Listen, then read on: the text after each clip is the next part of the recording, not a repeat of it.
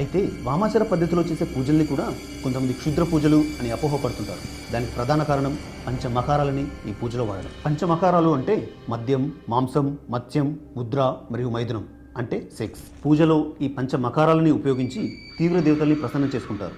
ఇది ముఖ్యంగా దశమహావిద్యా దేవతల కోసం చేస్తూ ఉంటారు.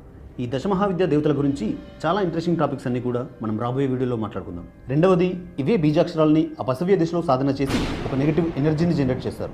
ఉదాహరణకి శ్రీరామ రామ రామేతి అనేది ఎంతో శక్తివంతమైన శ్రీరామ తారక మంత్రం.